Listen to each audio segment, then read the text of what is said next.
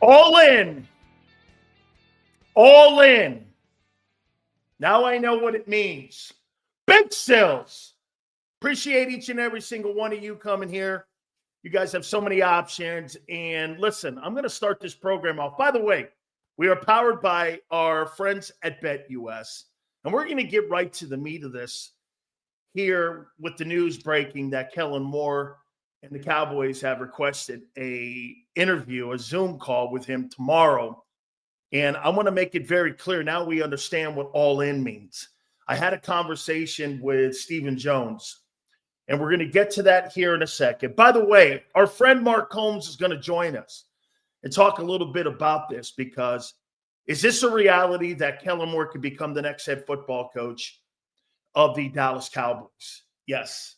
And I'll explain to you on the process, and I'll explain to you what Stephen Jones told me. As you know, Stephen Jones has been on this program 3-4 times, and we are friends with the Jones family. So we're going to get to that. Got to set the table, though, first. Please hit the like button. First 15 minutes are some of the most important. Super chats go to the top. We appreciate all of that. I now know what all in means. And this is how this whole process has evolved to where Kellen Moore is the offensive coordinator of the Philadelphia Eagles. By the way, we have a list of about 10 people we're hearing that are potential candidates to replace Kellen if he does get this job or the Saints job or potentially the Chicago job. His name is rapidly being thrown around as a big-time candidate with numerous organizations. So hit that like button, and we're going to give you the storyline here on what we were told. Now, again, folks, I want to make it very clear here. I'm not a reporter. I'm a talk show host. You guys see all the big guests we get on. These are just people over the years that we have known. I was telling Zander prior to going on the air, Mark Trestman has a great name when it comes to NFL lore. And how about this? We found out that right after the interview, somehow Howie Roseman got wind of it, and there was a communication between Trestman and him. I don't know what that was. I have no idea. Okay. Mark's got a great reputation as an offensive-minded guy. Sometimes it's just getting intel and always staying ahead of the sticks, which how he does. Okay. So again, this is going to be a pretty interesting show today. So let me give you the storyline of how Kellen Moore became the offensive coordinator of the Philadelphia Eagles. I now know what all in means. Nobody really knew what Jerry Jones was talking about last year when he said the Cowboys are all in. It had nothing to do with personnel. It had everything to do with Mike McCarthy. They were all in on Mike McCarthy. The relationship between Kellen Moore and the Jones family is exceptional. And on the Zoom call tomorrow, the names that will be on the Zoom call, I'm not sure if Charlotte is going to be on the Zoom call. I don't know that. Or Jerry Jones Jr. I don't know if those two are going to be on the Zoom. I do know that Stephen Jones, Jerry, and Todd Williams, the ops guy, are going to be on this Zoom call tomorrow with Kellen Moore, the offensive coordinator of the Philadelphia Eagles. Those three guys I do know will be on the Zoom call tomorrow. And this is how this got to this point where Kellen now is a leading candidate to become the next head football coach of the Dallas Cowboys. Do I think it's a possibility? I do. After speaking with Stephen, I do think this. And here's how this all shaped out. Mike McCarthy campaigned that if you're going to fire me, You have to give me the opportunity to be the play caller for the Cowboys. There's things Kellen does in the play calling that I wouldn't do. And if my fate is in the hands of a coordinator that I would be calling the game differently, I don't think that's a fair opportunity. Jerry Jones agreed. So Kellen Moore was casualty of, he was collateral damage in figuring out if Mike McCarthy was the guy moving forward with Dak.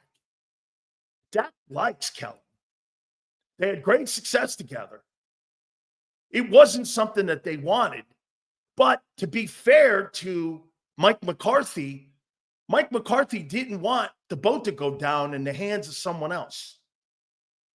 So they're all in on Mike McCarthy.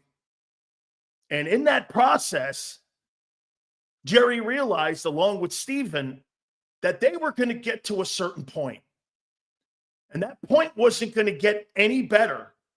You knew what you had. They don't think Mike's a bad coach. They just don't think they can elevate Dak Prescott to where they need to. Remember something. When Kellen Moore was the offensive coordinator in Dallas, and he had the personnel around him, they had the number one offense in the NFL twice. It was a tough putt to get off of him. So he goes to the Chargers. Spanos family is a very tough family to work for. Very tough family. Then Justin Herbert got hurt, and they were working with Brandon Staley. It was a train wreck. And what did they do? They absolutely shifted course and brought in Jim Harbaugh. And Jim Harbaugh, without a doubt, Jim Harbaugh wanted a clean house, including the general manager, Tom Telesco. Okay, so Kellen gets the job in Philadelphia. Here's Christopher here. Serious question. When did it become okay for coaches to be interviewing for jobs during the season? Wasn't this always against the rules, or am I crazy? They changed the rules because they always felt that the playoff teams, especially the playoff teams, never really had, and the candidates never had a true opportunity, because you can't wait until after the Super Bowl. These opportunities for these candidates are going to be not fair for them. And so they changed the rules.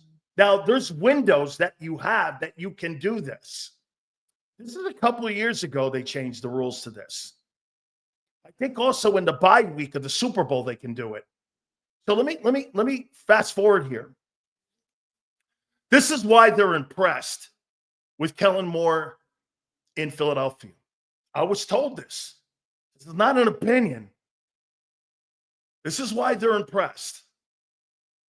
Kellen Moore made an offense and did exactly what we thought he would do. That was, they played to Jalen Hurts' strengths and weaknesses. Jalen Hurts, think about it. He may not be proficient in a lot of passing yards or touchdowns.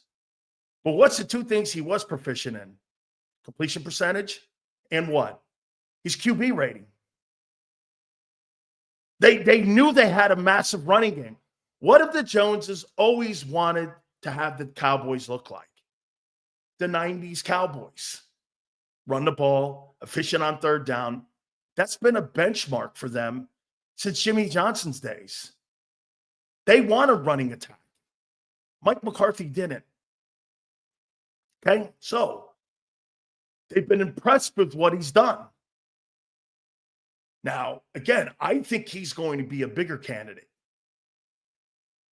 okay, over the next couple of weeks here. By the way, we got a list of about 10 guys to potentially replace Kellen Moore as the offensive coordinator. If it happens, again, if he wins the Super Bowl, the Eagles win the Super Bowl, Kellen Moore is going to be a head football coach, which means another coordinator for Jalen Hurts. What if I told you Jalen Hurts will never have continuity at the offensive coordinator position? Never. It's either going to be a fire or a elevation from that guy. And every single year, As long as the Eagles continue to win, Hurts will never have continuity at that position. He will never have it. You know, when do you believe Jalen Hurts will have continuity at the offensive coordinator position? When you hire a head coach, it's a play caller. Chris Long said this about 2 years ago. He is going to be on the conveyor belt until you hire a head football coach that calls plays. But here's the deal. The Eagles don't want a head coach with that kind of control. That's what we're being told. The Eagles will never hire another head coach like Andy Reid or Doug Williams, or Doug Peterson ever again, because the head coach has too much control. The Eagles want control of the game plan and the direction of the offense and the direction of the roster. So again, hey, by the way, it's not a rip. They're 15-3. It's not a rip. Hey, listen, organizations have their own DNA. Okay? They have their own DNA. And the Eagles have a DNA that they want to do it this way. How many times has Zander said this to you? Hey, that's the Philly way. That's the Philly way. And it's resulted in a ton of wins. Okay? And a ton of winning coaches. You're right. You're going to have to get used to this. It's tough to develop a quarterback in Philly because it's a conveyor belt of revolving coaches. Now, on a scale of 1 to 10, do you believe that Kellen Moore is the guy who's going to get that job? I think Kellen Moore is in line to get that head coaching job. How the interview goes and how the postseason goes is going to dictate whether or not Kellen Moore is going to be the next head football coach. Shouldn't Jalen get some credit for getting all those coordinators a head job? He follows the system.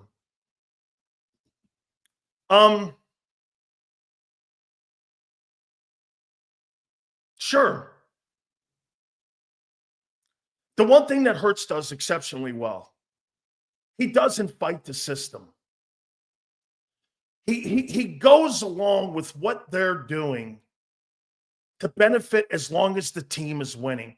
Jalen bitches when the team's not winning or when he thinks something's not right. He'll bitch in a crazy way.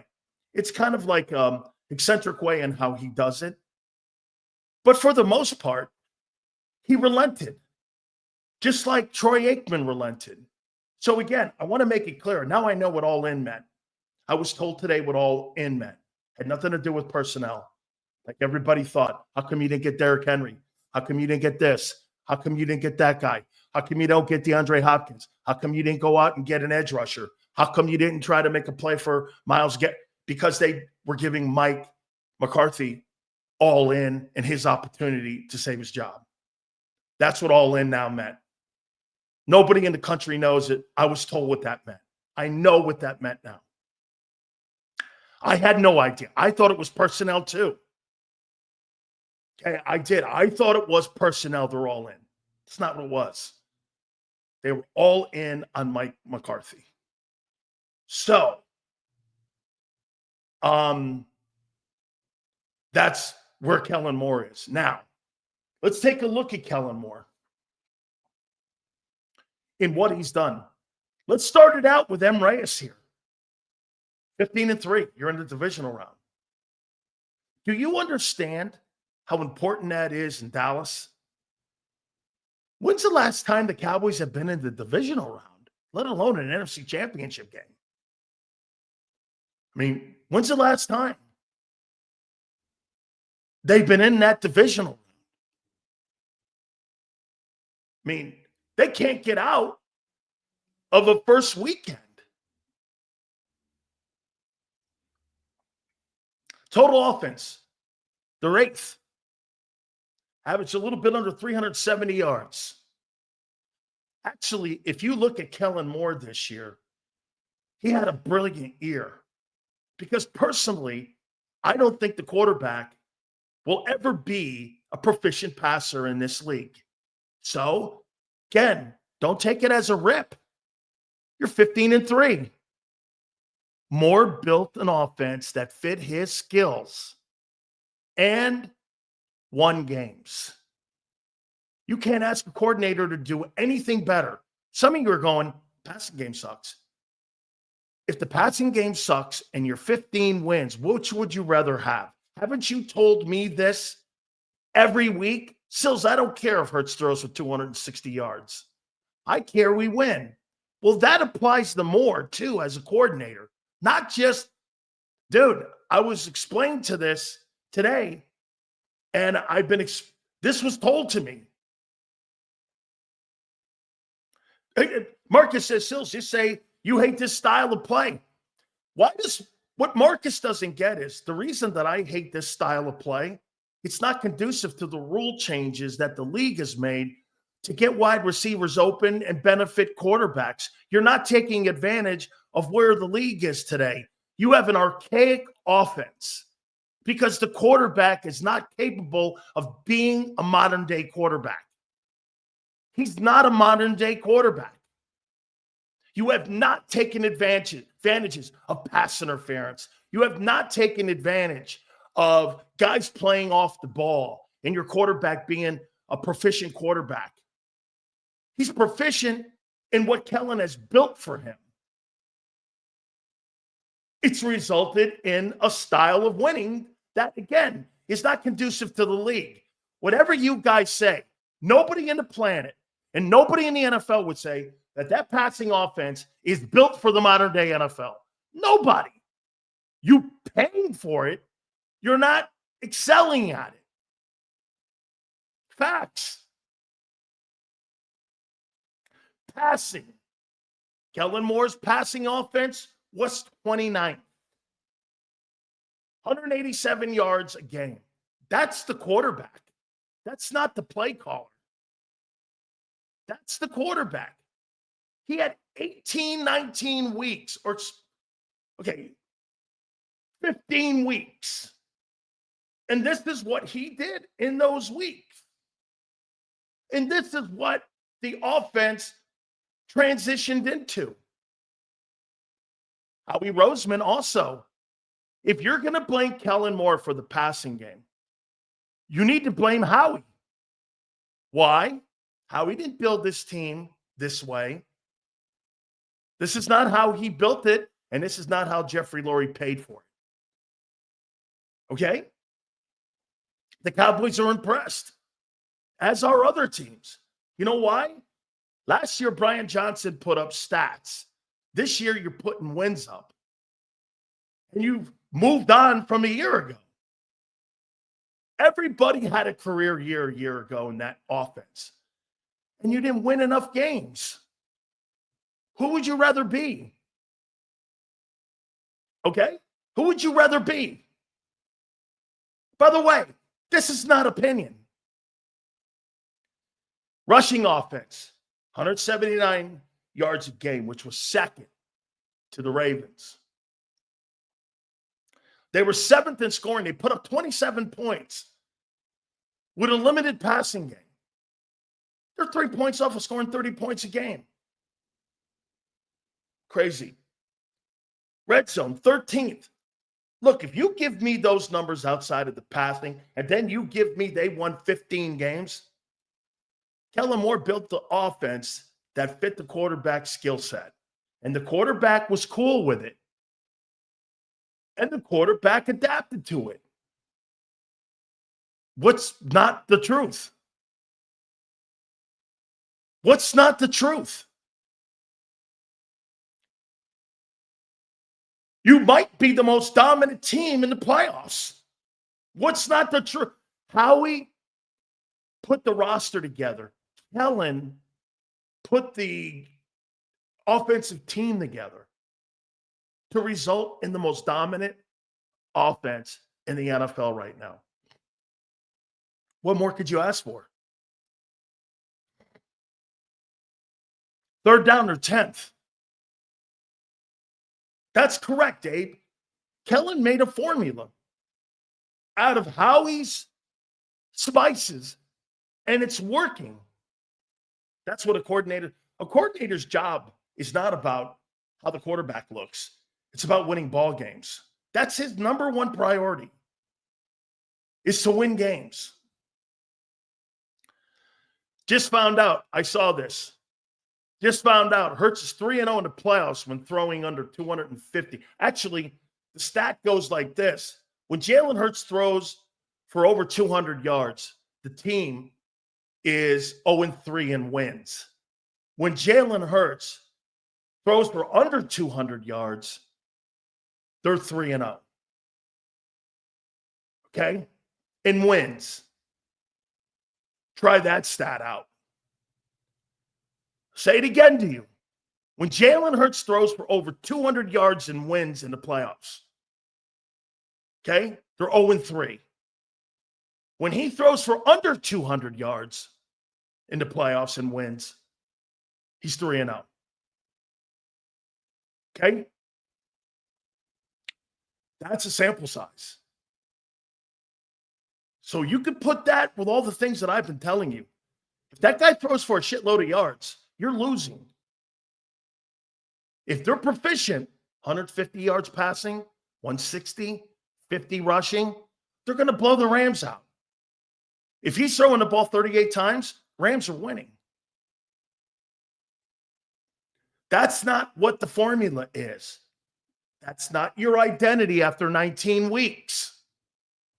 You're not all of a sudden going to reinvent the wheel in week 19. That's not what it is. You are not going to rely on a massive passing game. You're going to rely on beating the fuck out of people and beating people up, which you have been exceptional at. Stick to it. You're the Broad Street Bullies too. There is nothing wrong with that, and I actually love that. I said this to you 2 days ago about the Rams' chances. Matthew Stafford has got to play out of his mind on Sunday. And the Eagles have to just absolutely flop around on Sunday to lose. I've buried my Friday prediction to you already. Okay? So, I mean, the Eagles just have to go and do their job. Just go do your job. Okay, here. So, did Kellen Moore have a great year? They're 15-3 with a shot at getting to the NFC Championship game. You tell me. Well, Sills, he didn't make the quarterback. Hey, I said that too. But when you hear other organizations talking about Kellen Moore, that's an organizational thing on how they see Hurts. Hey, the things that Mark Trestman said about Jalen, leadership, he's got great intangibles, all of that. He's impressive.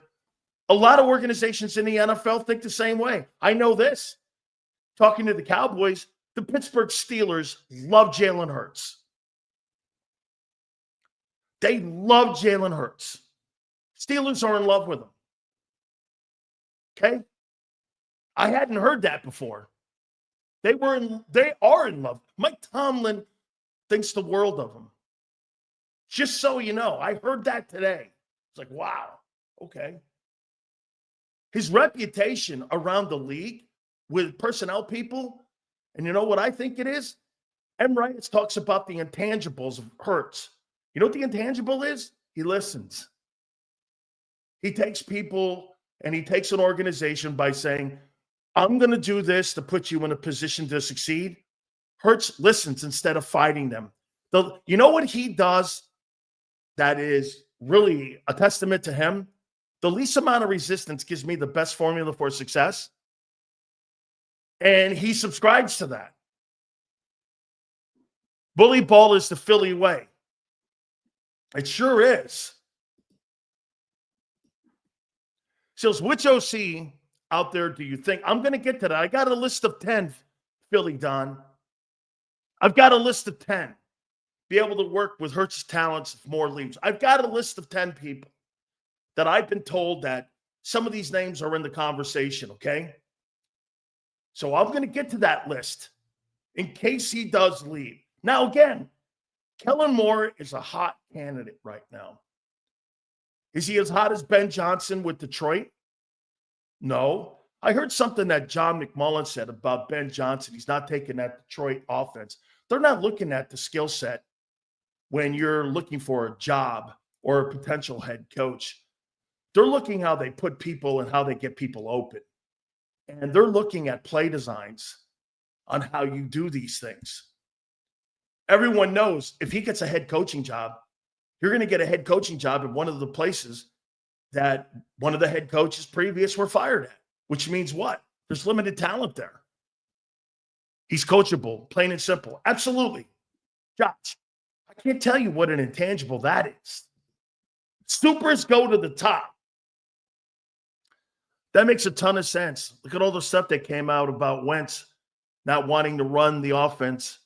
They ran the Super Bowl because Foles was successful with it. Quarterbacks can destroy a room. Absolutely. Especially, Christopher, when you're fighting it. I learned a lot today talking to some people. I learned a lot.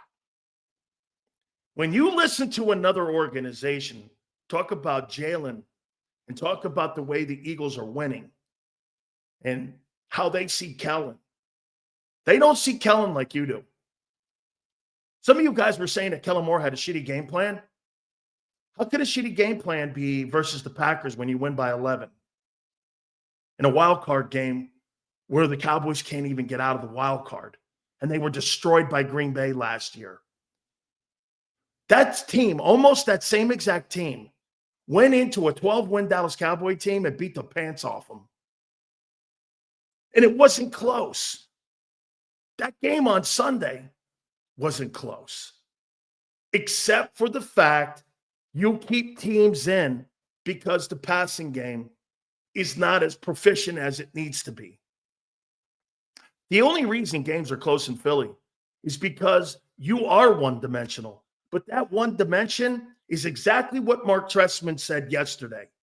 In the winter months, in playoff football, you run the ball.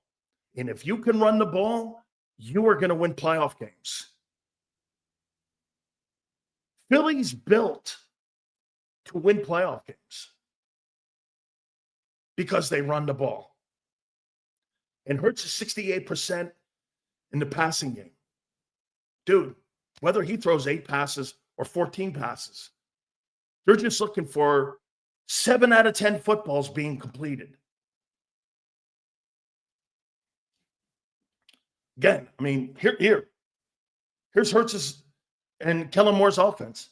Hurts, do you understand something? That I believe, if I'm not mistaken, I think Jalen Hurts had 248 completions. Isn't that the least amount of completions he's ever had in his NFL career this year? Isn't it funny? I'll make this point to you. Mark Trestman brought this up. Take a look at the completions this year for Justin Herbert and for Josh Allen. They're down. Both players win 10 or more games this year, throwing the ball less. Hurts won 14 games, 15 games, throwing the ball less. That's got to apply to him too. That's got to apply to him. Allen threw it less. Herbert threw it less. Hurts threw it less. All those teams won 10-plus games. Did they not? Right? And what did they all have in common? Well, I mean, Allen has to be the offensive runner. Bush was pretty good in Buffalo this year. They had a really good running attack in Los Angeles this year. And of course, they had a great running attack in Philly. Just telling you, Barkley, 345 carries this year, more than 70 carries in any regular season in New York. 2005, almost 6. Look at me. Guys, let me circle this number here. When you got a guy running the ball at 6 yards a clip, why throw it? Kellen Moore is going to ask you the question. So you're telling me every 2 times that Saquon Barkley touches the football, he's gaining 12 yards. Why would I have a higher percentage play in throwing the football when I don't have to? Tom Brady would tell you, what's the end means? So what? I can look good on a stat sheet?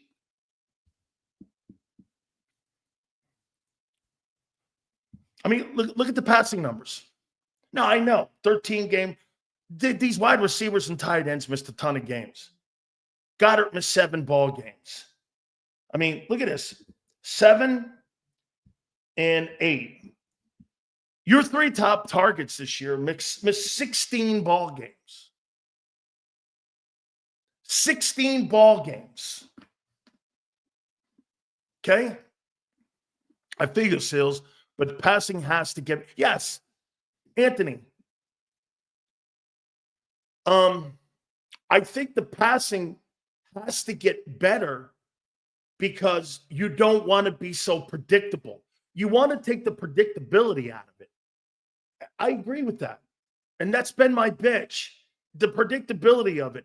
You're as predictable as you were a year ago, but you're more efficient this year because what's the one thing you're doing this year compared to a year ago? Can somebody do something for me? How many carries did DeAndre Swift have a year ago? Can somebody give me what the carries were for DeAndre Swift? You ran the ball more this year, and you were more efficient at running the ball because you were gaining 6 yards a clip at what you did this year.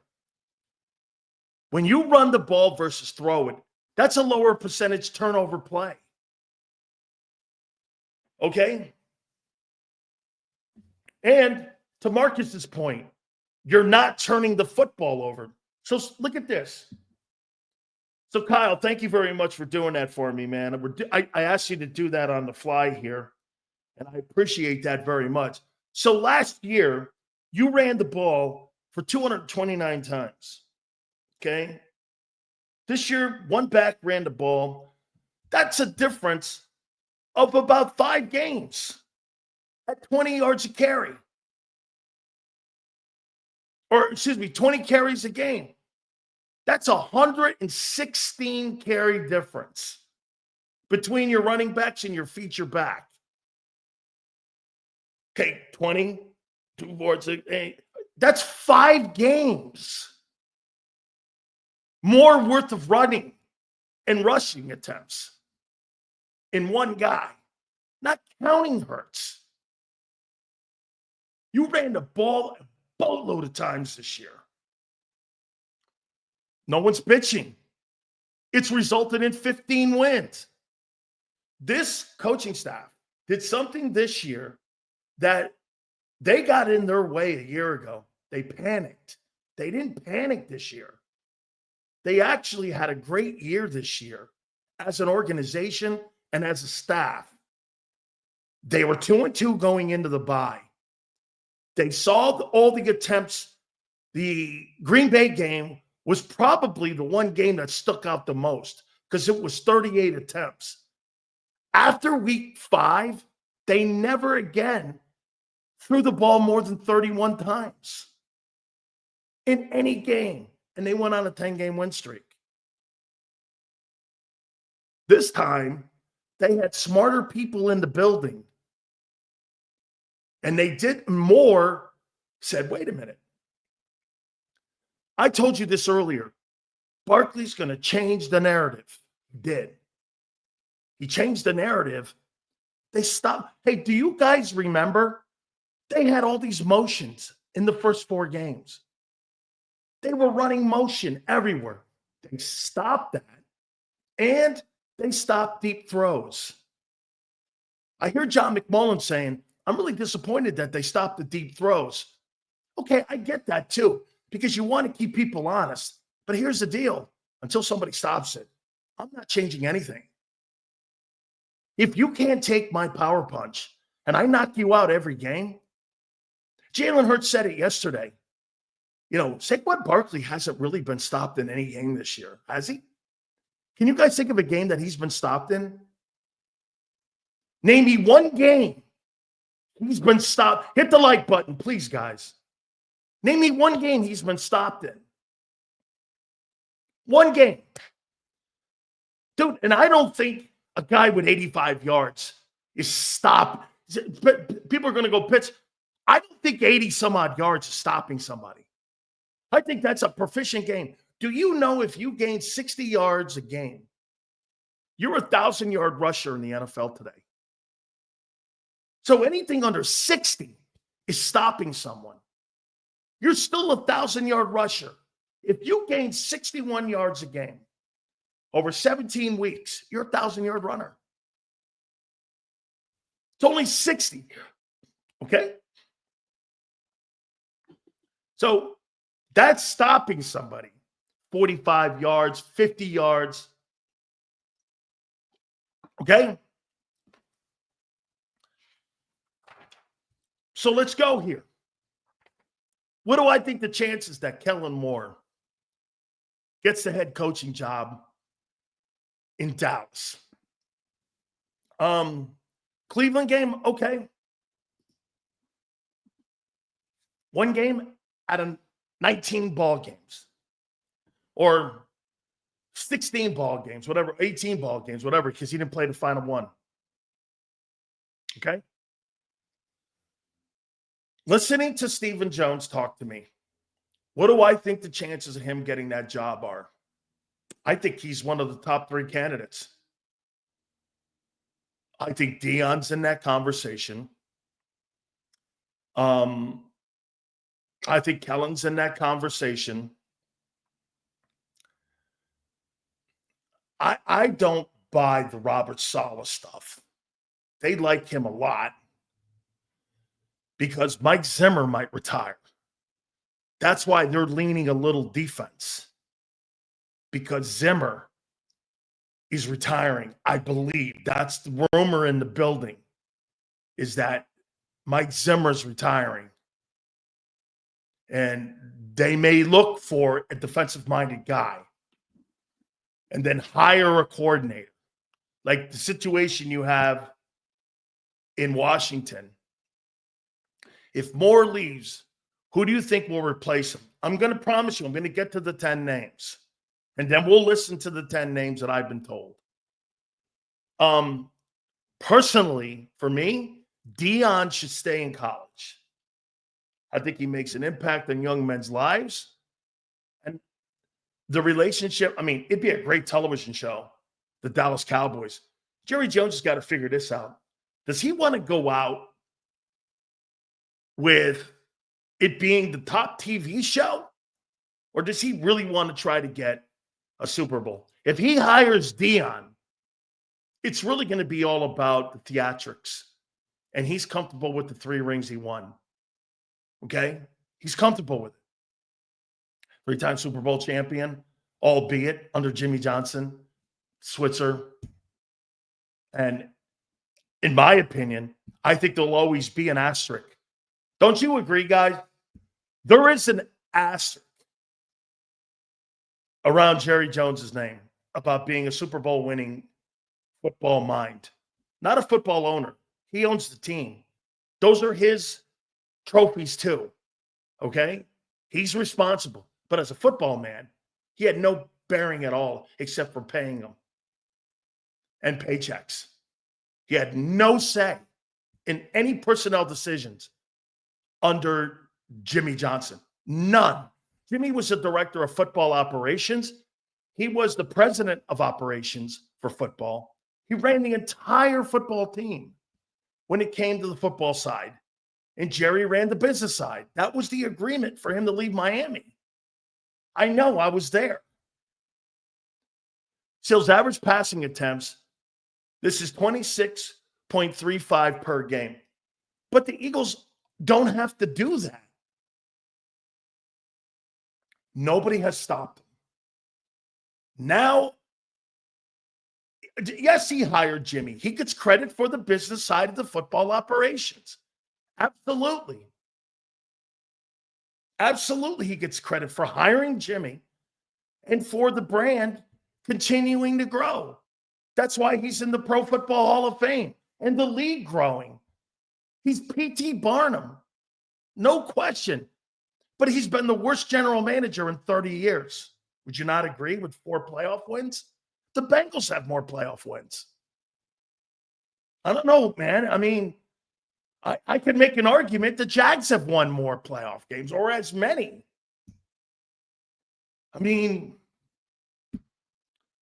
there's really not a football direction. Now I found out what all in meant. Okay? Guys, all in meant they were all in on McCarthy. Nobody around the media people know this but me today. So when you start to hear that, you'll know where you heard it from. Okay? All in meant when they pushed Kellen Moore out, they pushed him out because McCarthy politicianed. For him to, if the ship was going to go down and he was going to lose his job, he was going to lose his job as a play calling head coach. And that's why Jerry moved off him. Now, do I think Kingsbury's name could be somebody that could be in? I do. In Dallas. You've got to have a play calling head football coach today in the NFL to stop the conveyor belt of coordinators if you're trying to develop a young quarterback. Jalen Hurts has the inevitable task of trying to pick up. Did you not hear Mark Trestman yesterday, what he said? Being a coordinator is a feel. Can you imagine this? It's like having a different wife every year. You don't know their likes. You don't know their dislikes. And every year, you've got to go through finding out what they like and what they don't like every year. And you got to figure that out. How frustrating that must be. It's always in a comfort zone when you've been married a long time. You walk in the house, you kind of know what to expect. You don't know that in Philly. You don't know what to, get this, you have no idea what the offense is going to look like next year, do you? I know what the offense is going to look like in Kansas City. I know what the offense is going to look like in San Francisco. I know what the offense is going to look like in Green Bay. I know what the offense is going to look like in Los Angeles with McVay and now with Harbaugh. I don't know in Philly. You have no idea what the offense is going to look like. And get this, most importantly, Jalen Hurts doesn't know. How can a quarterback grow? You say regression, and Hurts has regressed. Dude, I don't know about you, but if I had to take direction from 5 different dudes in 5 years, how do you not regress? Let's just take a look at this. 2 and 5, you had Nick. Then you went to Shane. That's just in 2021. Then in 22, you had one guy. 23, you had Brian. Now you have Kellen. So next year, you're going to have X. Jalen Hurts will have 5 coordinators in 5 years. I can't believe they've won 14 games. I cannot believe that organization has won 14 games with that turnover. I can't believe it. It's a testament to Hurts. That's frustrating. I mean, that is really frustrating. There's no continuity. I just know, the winning is even more impressive now. I think Mike Tomlin is too conservative to win a playoff game in today's NFL. He will get you there, but it doesn't change that he won't win a Super Bowl again. Dirty D, I think it's got a lot to do with the guy you're tied with at the hip. They need a quarterback in there, and I don't think they have one. If Kellen leaves, I think you go get Frank right back at OC. Now I know why Frank won't come on. I should have saved the message. I asked Frank to come on. He goes, I can't. This was yesterday. Zander put that in my ear. I didn't make anything of it. He goes, I can't right now. I got to stay low. He said that. Frank's been on this program 3 times when he was the head coach of the Colts. Okay? Now I know. We're going to get to the list here in a second. Yeah, we learned a lot today. We did. We learned a lot. Have you heard anything about the Colts wanting Mike Tomlin? A few of my friends at Indianapolis say that Irsay wants Mike Tomlin. If so, bring back Shane. I don't want Shane Steichen. Gets his quarterbacks killed, Anthony. I want Jalen to grow as a passer, not as an RPO passer. And if I have to stick to it, I'm going to get me another running back. When Jonathan Taylor's contract is up, I'll go get him. The Eagles, as long as they continue to develop, Anthony, that old line, Saquon Barkley, DeAndre Swift, whomever, go get the best running back that's available. Hey, I'll make this point to you. If you had signed Josh Jacobs or Derrick Henry instead of Saquon Barkley, I think any one of those backs would have had $2,000 too. Because you know why? All 3 are great. All 3 are great. Okay? All 3 are spectacular. Surely Henry would have gotten over $2,000. He almost had it this year. Okay? It's your line. Did you see that stat on Sunday? Point of contact is 2.5 yards past the line of scrimmage. So they're not touching Saquon Barkley for almost 3 yards into the line of scrimmage. No wonder he's averaging 6 yards a carry. I'm not saying Saquon's not a super talented kid. I am not saying that. I am not saying that. I'm saying go get Jacobs, Henry, or Barkley. You're 15 wins no matter what, whether the name on the back of the jersey is Barkley, Jacobs, or Henry. As long as you maintain the integrity of your O-line. 2.5 yards before contact? I don't give a shit who he is. Give a shit who he is. So let me get to this list. I was told these names. We learned a lot from the Cowboys today. By the way, Mark Holmes is going to be with us at 4:30. Okay, here they are. Let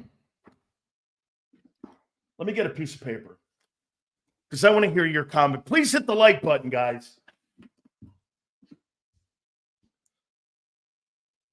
What we're doing today, we're doing true football talk. Okay? This is not about style of play. This is about the direction of the Eagles, the development of Hurts, and the continuity in your offense. All right? So here are the names.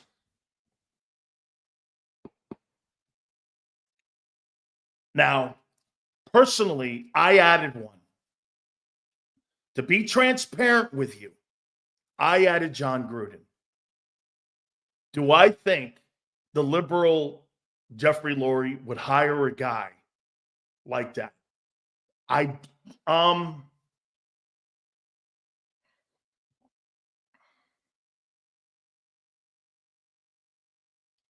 You brought Vic in. Okay? You brought Vic in after murdering those dogs. And he was a pariah.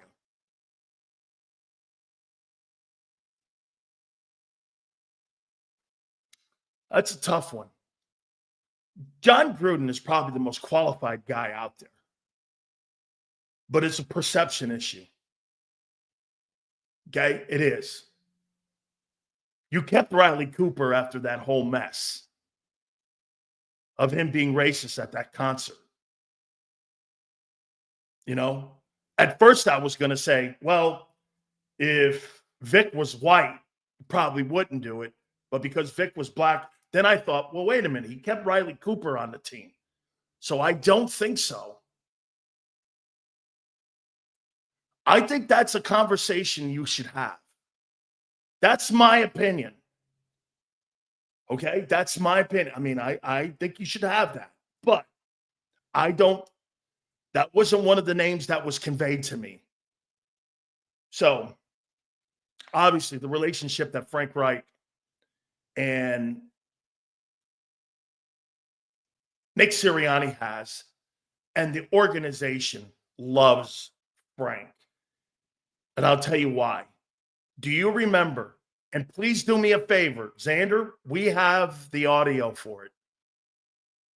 When Frank Reich came on the program, this is when he was the head coach, he made these comments. I asked him, Frank, who reached out to you about potentially hiring of Nick Sirianni? He said, the owner. And then how he followed up. So the owner reached out to Frank and said, this was all during the conversation about Wentz going to Indianapolis. This is on public record. Howard Eskin even asked for the audio so he could play on his WIP show back in the day when they were allowed to talk to me. He used it. And he said the owner reached out to him, Frank, and Frank recommended Nick to be the head coach. And then what did Frank say? Frank said on our program, if you know how to navigate through the halls of the Eagles, you're going to have success there. You have to know the room. And it implied to me that Doug fought the room. And Nick hasn't fought the room. Lincoln Riley would be an absolutely atrocious hire to be the head coach of the Eagles. He sucks as a coach. Stop with that. He stinks. And John Ritchie recommending that was never a reality. What in the world has Lincoln Riley won? Nothing.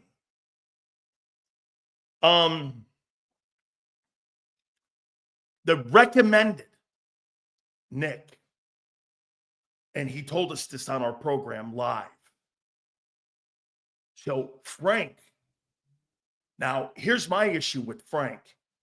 We go back again to the Kellen Moore stuff. Frank Wright is a former teammate of mine, and I love him, and I've been friends for over 40 years. Frank Wright's a drop-back coordinator. Is that the right fit for Hurts' skill set? Kellen Moore had to adapt because he's a drop-back OC. Would Frank be willing to do the things that they're doing now? Okay? Would he be willing to do that? Then you have that conversation. Kellen Moore has completely changed his DNA this year. Do I think he wants to? I don't think he wants to. But it's for the benefit of the team, and they've won 15 ball games.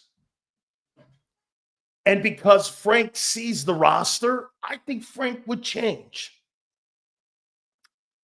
It would be a dramatic change. This guy worked with Rivers.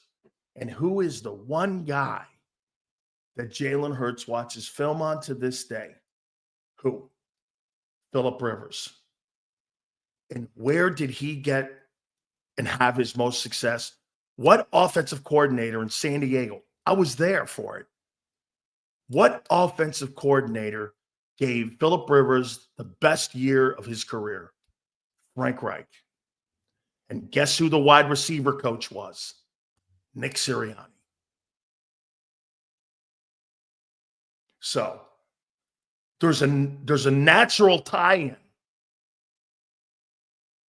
Do me a favor, guys. Please hit the like button. Give me a total where we are on the like button now. So the tie-in and the organization liking him, Nick loving him, Jalen Hurts watching film on Rivers, it all makes sense. That's right. Mike McCoy was the head football coach, who in turn ended up being on the coaching staff in Jacksonville for guess who? Doug Peterson. Okay? Thank you on that like list. Guys, hit that like button. Top of the hour here. Zander's going to join us at 3:30. Then we'll talk to Mark about potentially Kellen Moore being his next head football coach. Here's the second one. Now, again, this is a list I've been told. This is a list of coordinators. These coordinators all talk to one another. Do you understand? All I have to do is call a couple people like Alonzo Highsmith, Dan Morgan. You saw Mark Trestman yesterday.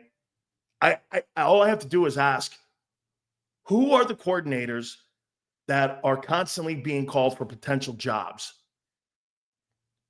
to be eventual guys who will be kicked up to that coordinator position? You see, you got to remember something too. If you're an offensive coordinator, you can't leave the current job you're at unless your contract is up. Okay? You can't make lateral moves. You have to have coordinators go to head coaches unless your contract is up. And if your contract is up, that's draft choices, and also it's tampering if you start contacting those guys. The Dallas Cowboys are not contacting Kellen Moore to be the next OC for the next head coach. They're contacting him to be the head coach because it's an elevation call. So you just can't call around coaching staffs and pilfering coaching staffs whenever you feel like it. That's not how it works. You can't do lateral moves. That's why some people add assistant head football coach, defensive coordinator. Okay? They add that title so that they can talk to somebody. Hit the like button. You'll see this guy this weekend, Dave Ragnow, LA Rams quarterback coach. Anybody out of that Sean McVay coaching tree, you've got to look at. Okay? Stafford, Goff, anybody who's ever played in that system. What is the one thing in Los Angeles that you will always know when you have offensive coaching staff like the LA Rams and you got people working in that coaching staff? What are you going to always know? That you have a savant at quarterback. The quarterback is being taught to read progressions, and he knows where to go with the football, and you constantly are going over progression reading, offensive passing attacks. I mean, you can't. That's why when you see Kevin O'Connell, or you see the kid in Miami, or you see a lot of these guys coming out of that Sean McVay tree, why is that? They know how to develop and orchestrate offensive passing attacks. And they know what they're looking at on putting pass routes together. They know how to put proper coaching staffs together because they're looking at schematically what guy will put good routes together. Okay, go with it. There's another guy, passing coordinator, Nick Caley. Okay, those two guys on the Rams, I would have no problem interviewing for the offensive coordinating job. And those are two dudes that can elevate Hurts's passing game. Dude, I really don't need a lot of help. I got Jeff Stoutland in the run coordinator. Hey, look, Jeff Stoutland's the run coordinator on your football team. Do you really think you need to fuck around with that? No. He's been successful with Miles Sanders. He's been successful with DeAndre Swift. He's been successful with Saquon Barkley. Why would you fuck with that? Why would you mess with that? I'm not messing with that. I need a passing guy and a guy who has a feel for the game. Now, here's a guy. You tell me what you think of this. Who's the next best guy in Baltimore? You can't hire Todd Monken to be the coordinator. Who would you hire off that staff to be your coordinator that fits Jalen Hurts' skill set?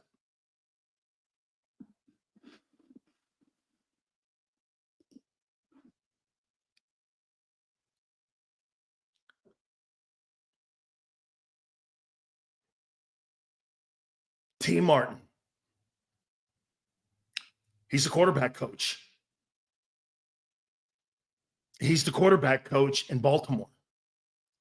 He's the guy that systematically works with Monken and works with a dual threat quarterback.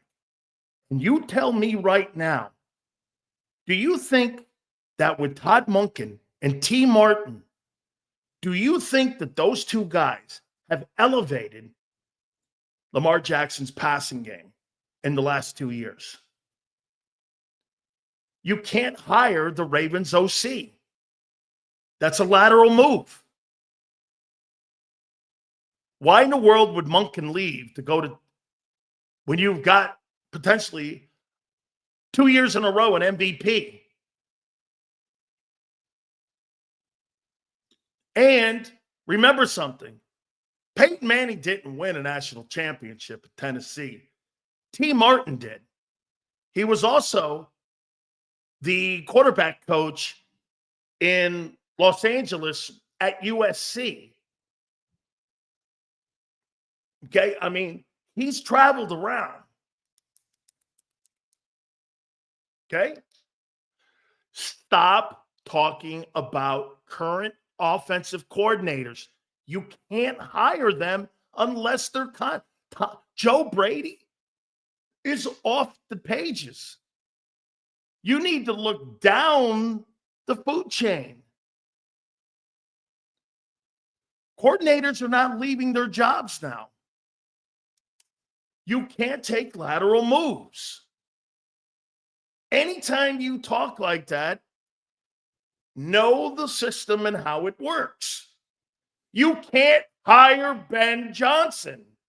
You can't hire Cliff Kingsbury. Those are head coaching candidates. I mean, you can't hire them.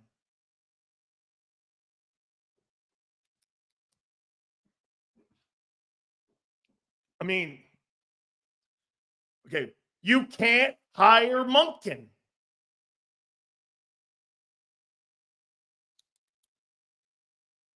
Do you not understand how the hiring process works in the NFL? Do you not understand it? I'm trying to help you here. How about this? Okay, so the two Rams guys, T. Martin. How about this? Kevin Patullo elevating him. He's the Eagle passing coordinator now. What do you make of Kevin Patullo? What do you make of Kevin Patullo? Okay? What about Kevin Patullo? Now, wait a minute. Before you say no thanks. So that means you wouldn't want Kellen Moore back. That's continuity. Some of you are going to be a little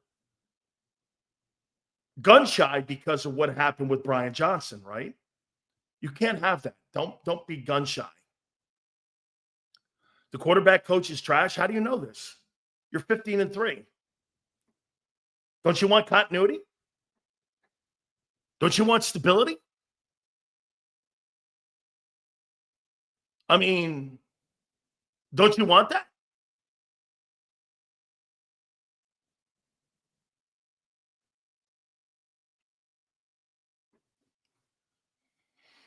He's your passing coordinator.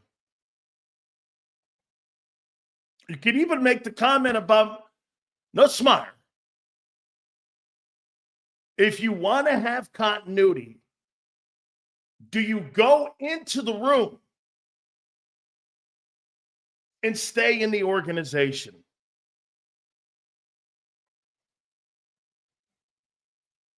Here's another one that the Eagles like. Mike Kafka, Giants offensive coordinator, works with Brian Dable. Worked, if I'm not mistaken, with Josh Allen, too. Don't blame Brian Dable and the offensive coaches for the inability of Joe Schoen and the organization not to get the quarterback position right. Now, do I think Brian Dable had something to do with the contract extension when they gave the quarterback that $150 million? I do.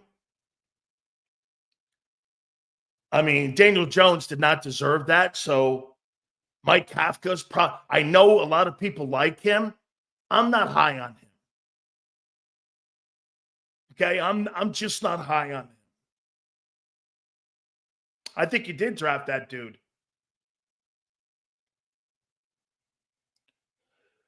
Here's a guy that's getting a lot of run to be an offensive coordinator in the NFL. His name is Frank Smith. He's the OC with the Dolphins. Got to tell you something.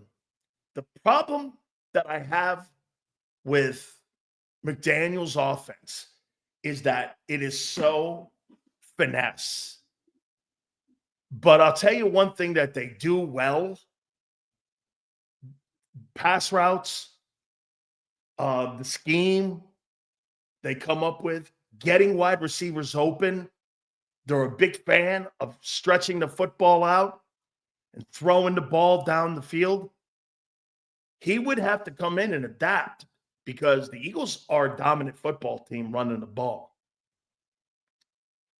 Maybe you try to mesh that, passing and the run coordinator.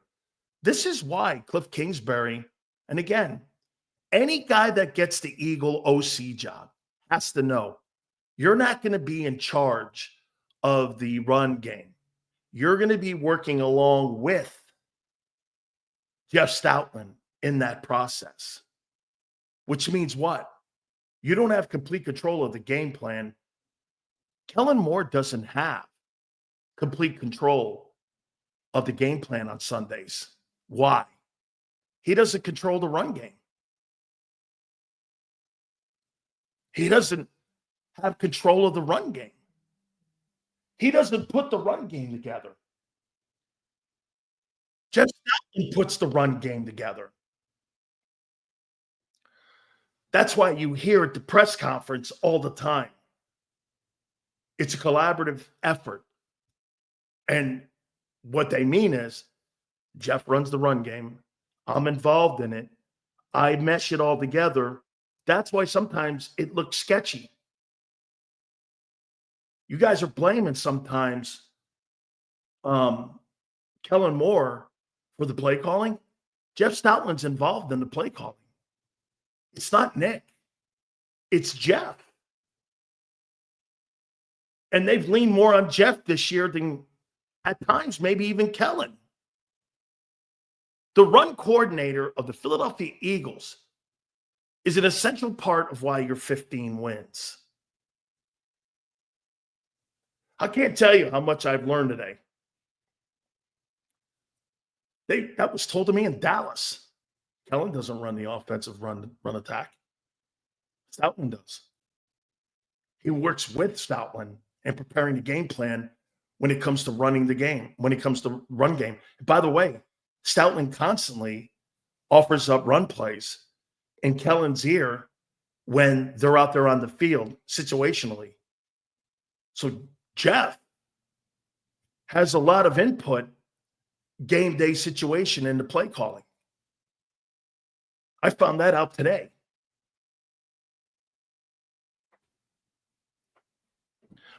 By the way, I don't have a problem with it.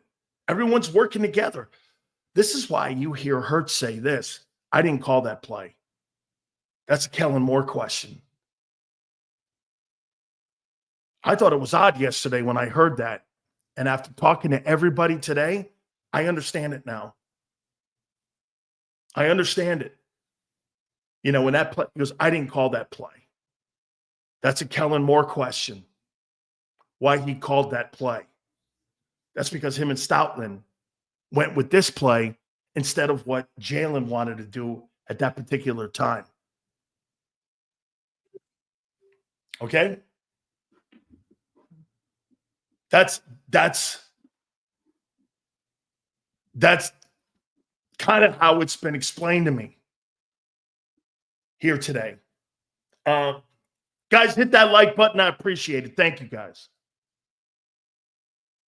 So Frank Smith, offensive coordinator, Miami. Or excuse me,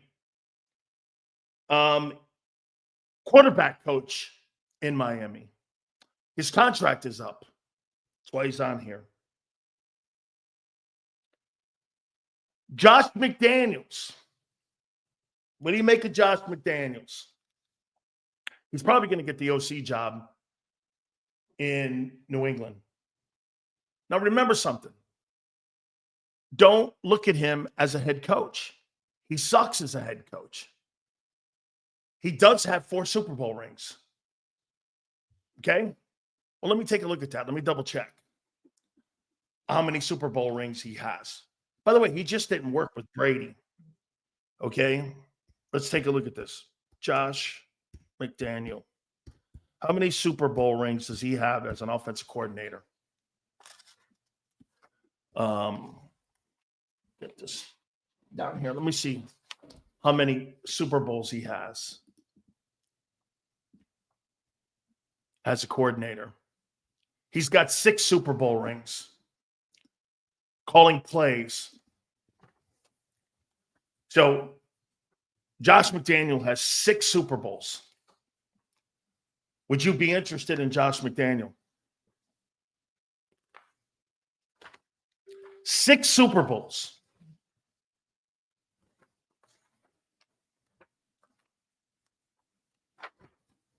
Six. You think he's seen some things? Okay. You think he's seen a few things or not?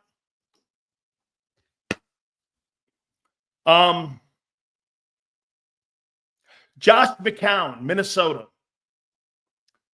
Works with Kevin O'Connell up in Minnesota. I think he did a great job this year with Sam Darnold.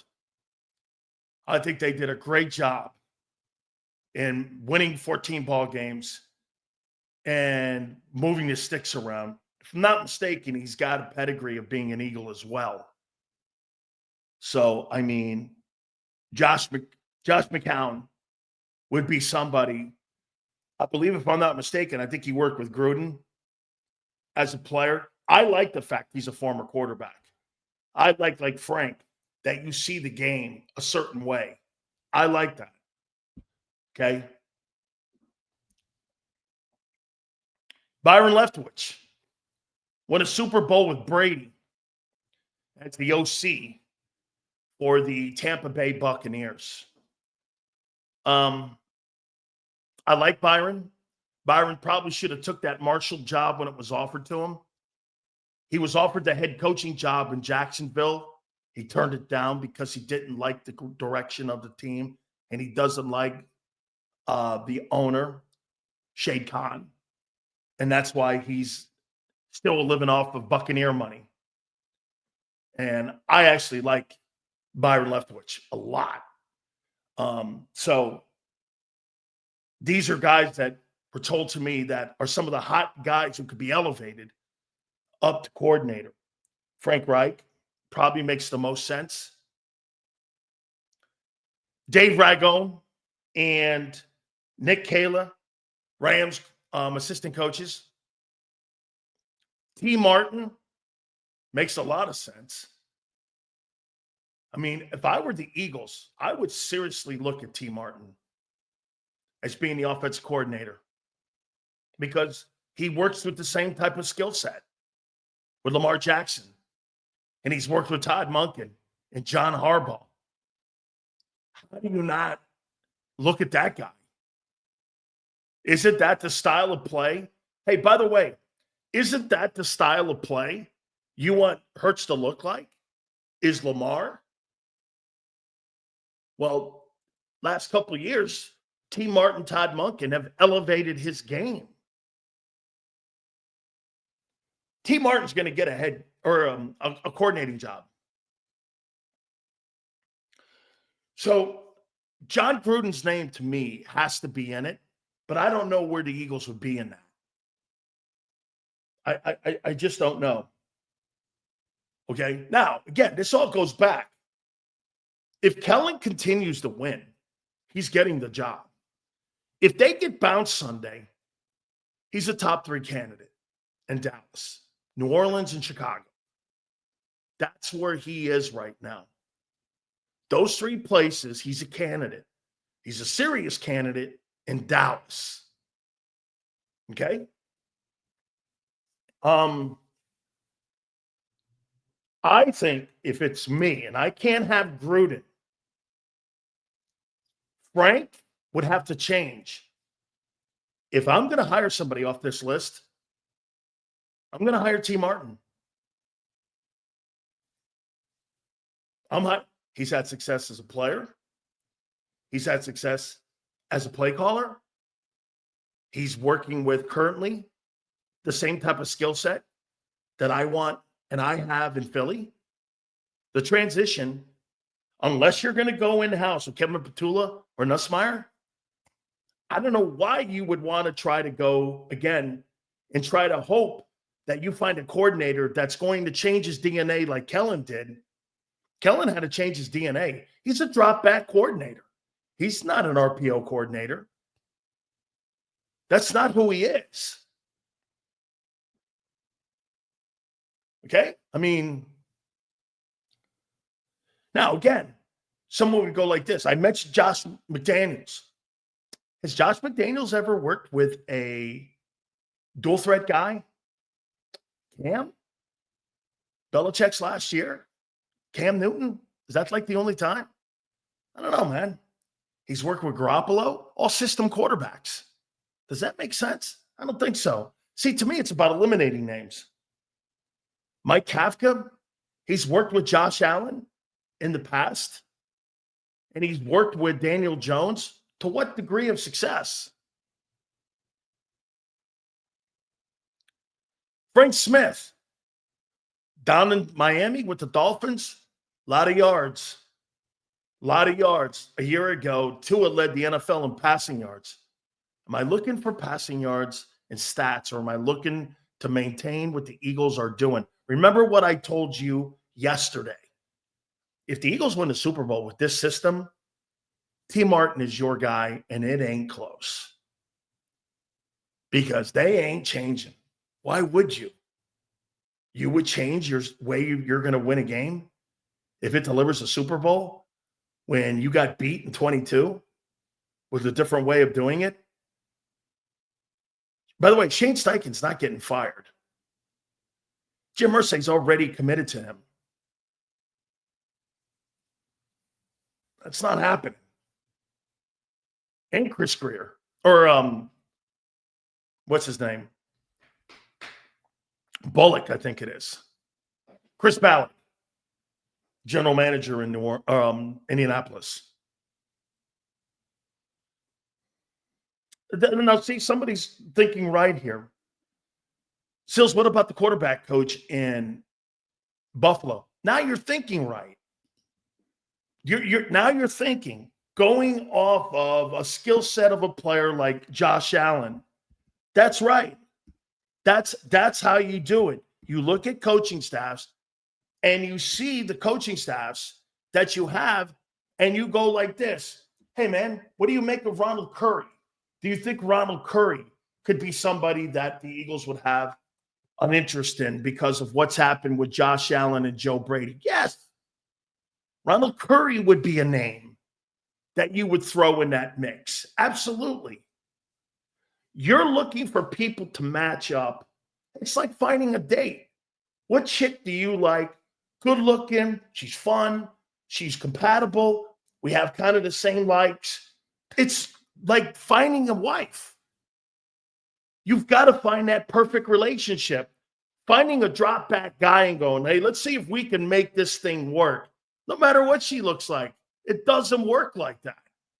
Look at Nick Fangio. Nick Fangio last year, or Vic Fangio last year in Miami, that thing was all over the place. Why was it all over the place? Because they weren't compatible. It wasn't the culture. Hey, right or wrong, the head coach and the organization, Chris Greer, have a say in that. Right or wrong. Okay? Right or wrong.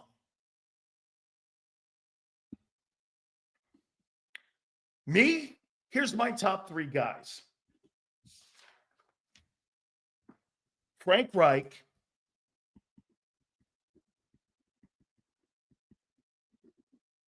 he's a free agent.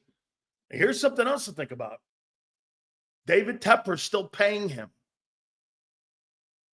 He's got another $6.5 million. Frank don't have to take a gig.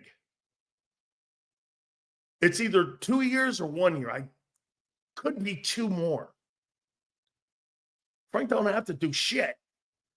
He's making a ton of money right now. Still with that, Cliff Kingsbury doesn't have to take a job. He's still getting paid from Arizona. He's going to be very selective on where he goes. John McMullen's right in one aspect with Ben Johnson. Ben better pick the organization, the front office, then the quarterback. Because if he picks the quarterback and you got a shitty front office, it won't matter what that quarterback skill set is. You'll be Jacksonville. No matter if that guy's got a great skill set, if you're the Jags, it doesn't matter who's coaching them. I mean, you still got Trent Baalke as the GM in Jacksonville? Fuck that. Trent Baalke can't pick his nose, let alone a roster. I have no interest in that unless you overpay me. New Orleans. Mickey Loomis is a really good GM. The Benson family are really good football people.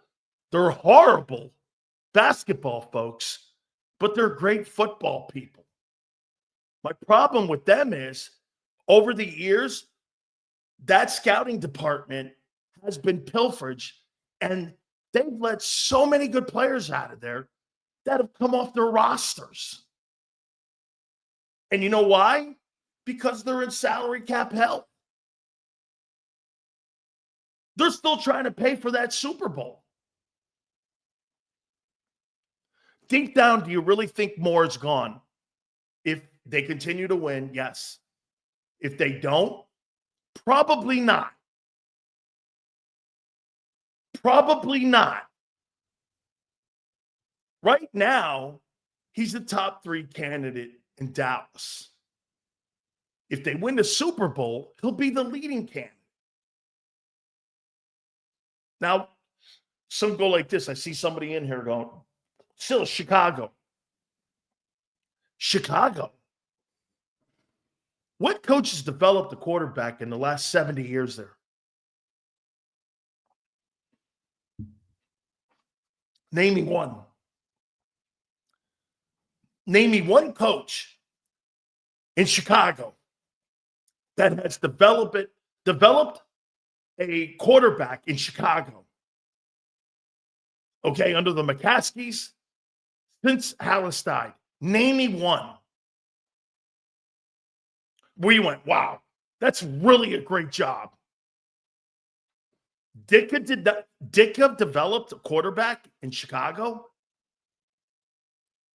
Jim McMahon never played a full year because he was always hurt. Chicago is a place you go to die. I see people bringing up Doug Peterson's name. You don't really think, well, I don't know. The Eagles like the drama, Book of the Month Club shit and all this other stuff, but that's not happening. You're not going to put Doug Peterson in a room with Nick and Howie and Jeffrey Lurie. I mean, be like the Four Stooges. You're not doing that shit. You never get shit accomplished. They've got continuity right now, at least at the head coaching position. I'll make the point one more time before we get Zander on. By the way, please hit the like button. Guys, Jalen Hurts will never have full potential growth in Philadelphia as long as he's starting quarterback in Philly. He will never. Why? The constant voices in the room change yearly. I think it's pretty remarkable that he's won as much as he has. I mean, this guy gets a girlfriend every year in Philly. Some he likes, some he kind of likes. One he really liked, one he probably hated. Hey, let me ask you one last question before I get Zander on. Do you really think that deep down inside, Jalen Hurts likes Kellen Moore's style of play? Do you think that? I heard him say it's all about winning. Well, that's not the case for AJ. AJ wants to win his way. Do you think deep down inside, when he sees all these guys throwing the way that they're throwing for all those yards, do you think deep down inside, he looks at Kellen Moore and says, man, I really like this style of play? He's questioned weekly on it. Sills literally told y'all at the beginning of the show, they're not hiring guys like Doug and Andy. The puppet stays. Dude, Nick Sirianni's getting a contract extension. Stop talking about replacing him. Unless this guy goes insane on the sidelines on Saturday or Sunday, that guy's your head coach the next 3 years. He's getting a contract extension. Okay. So I hope I've laid this out to you here. Tomorrow on the Zoom call, Stephen Jones, Jerry, and Todd Williams, the director of operations. I don't know if Charlotte will be there, but I know those three, and I don't know if Todd's asking questions. It'll be a Zoom call tomorrow afternoon with the offensive coordinator of the Eagles. All right. All that being said, we appreciate it. Thank you very much, Flex, and I appreciate the supers. All supers go to the top. Hit that like button. By the way, guys, give me a total where we are on the likes right now. Without further ado, our friend, the co-host of Birds 365, pre-post, halftime, post-post, is our friend, Big C, Zander Krause. How you doing, brother? Big Sills, what's going on, my man? How you doing?